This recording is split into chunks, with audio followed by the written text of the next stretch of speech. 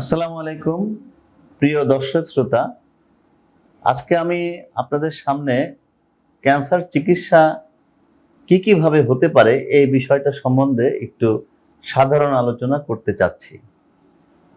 যে কোনো রোগীর ক্যান্সার ধরা পড়ার পরে তার নিরূপণ এবং স্টেজিং করার পরে আমরা কতগুলো প্ল্যান করে ফেলি।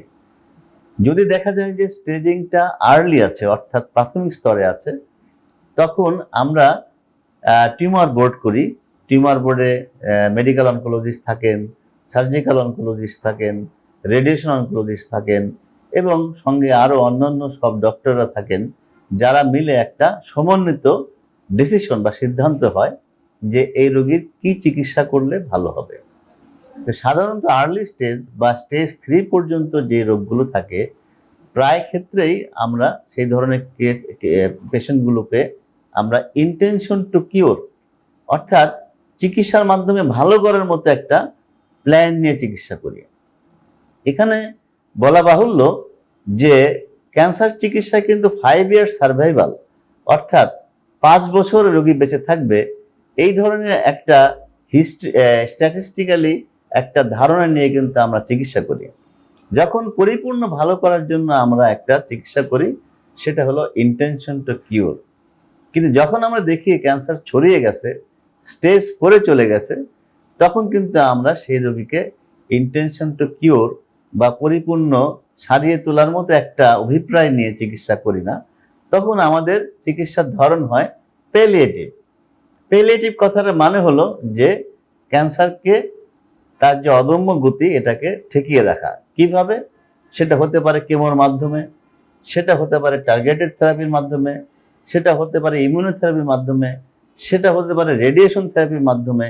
এই ধরনের পর্যায়গুলো, এমনকি প্যালিয়েটিভ সার্জারিরও স্কোপ রয়ে গেছে।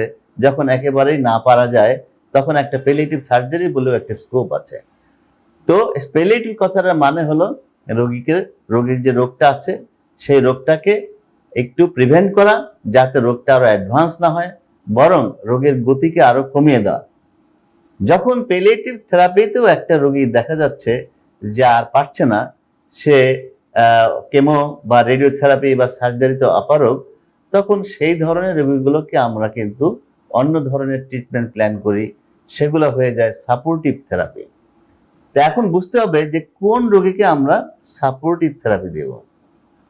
ধরে নেই যে রোগীটা অধিকাংশ সময়ই বিছানায় শুয়ে থাকে অথবা বিছানায় বন্দী, মোর দ্যান 75%, 75% সময়ের বেশি সে বিছানায় থাকছে, তখন বুঝতে হবে যে এই রোগী আসলে কেমো নেওয়ার জন্য উপযুক্ত নয়।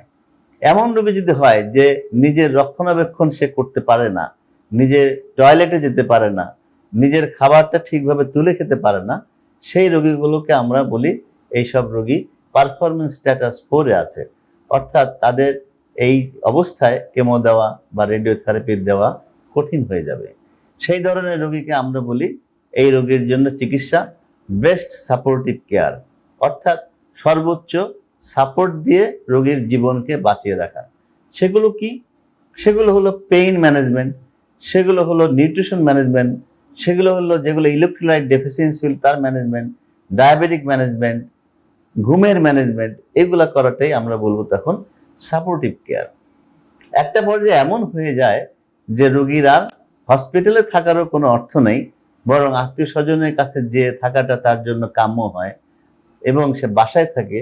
তখন বাসায় যদি কেয়ার গিভিং এর স্কোপ থাকে, তখন মাঝে মাঝে আমরা রোগীকে বাসায় পাঠিয়ে দিই। তখন এই ধরনের ট্রিটমেন্টকে বলা হয় হসপিস কেয়ার। Hospice care. আবার যখন আমরা বুঝি যে রোগীর জীবন একেবারেই মরণাপন্ন এবং আসন্ন মৃত্যু হয়তো তার পর্যায়ে, তখন সেই ধরনের রোগীকে আমরা টার্মিনাল কেয়ার দিয়ে থাকি। এইভাবে আমরা রোগীর চিকিৎসার স্টেপগুলোকে করে থাকি। ধন্যবাদ সবাইকে।